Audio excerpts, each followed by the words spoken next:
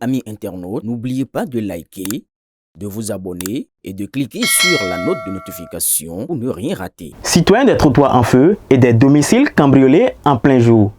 Bienvenue dans les nouvelles du trottoir. Au menu, nous avons un locataire qui transforme son compteur d'eau en objet d'art éphémère, un père qui confond rituel vaudou et règlement de compte familial, des soignantes qui prescrivent, des placebos en toute illégalité et un policier qui ouvre un concessionnaire de moto en fourrière. Sortez vos mouchoirs ou vos calculettes. C'est parti pour le grand déballage. On commence à Abomey-Calavi avec la guerre du compteur. À Tokan, un locataire efface les traces de son passage et le compteur d'eau avec. La propriétaire l'accuse de consommer de l'eau en mode fantôme. Sa défense, je recyclais l'hydraulique. Le tribunal devra trancher vol d'eau ou simple fuite de mémoire. Moralité, avant de louer, vérifiez si votre locataire est plombier ou magicien. On est maintenant à Gbenkor avec le rituel vaudou qui tourne mal. Un père tue son fils, évoquant des motivations rituelles. La communauté sous le choc. Les autorités enquêtent. À Gbenkor, les esprits des ancêtres ont dû détourner les regards. Wessé, les anges gardiens de la contrefaçon.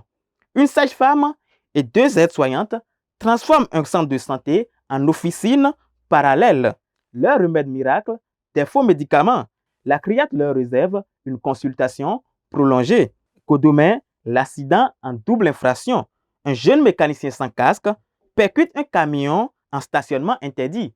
Bilan, un mort. Les leçons, toujours porté disparu avec les derniers plans de la circulation routière. Le code de la route, plus souvent enfreint que lu.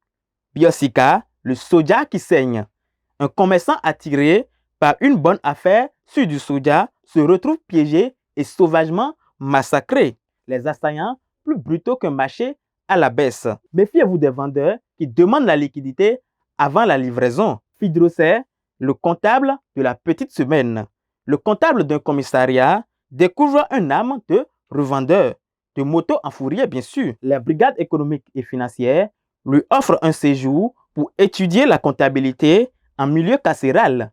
À Materi, on découvre le braquage au couteau suisse. Un revendeur se fait dépouiller par 3 hommes armés d'un fusil, d'un couteau et d'un gourdin. Sa moto a été retrouvée, mais pas ses recettes. Moralité, même les bandits prennent tout, sauf les empreintes. Conseil de pro, quand on te braque avec 3 armes différentes, donne aussi le mode d'emploi. Savait le cambriolage abonnement. Un instituteur se fait cambrioler exactement 1 an après le premier forfait. Les voleurs, fidèles comme un anniversaire, mais moins sympathiques. La police enquête, la famille angoissée. À Savait, certains anniversaires, on préfère les oublier. Dida, la dispute fratricide. 2 frères se disputent, l'un mort, l'autre dans le coma, un 3e frère blessé. Une famille décimée pour des raisons encore inconnues, peut-être pour un héritage. Les liens du sang, parfois, ils coulent vraiment. Et voilà, chers amis des trottoirs en feu, notre tour des refaits de la semaine est terminé. Entre compteurs d'eau disparus, drames familiaux et médicaments fantômes, le Bénin prouve que la réalité dépasse la fiction. Quel fait mérite le titre du chien écrasé de la semaine? Donnez votre avis en commentaire sur BLTV.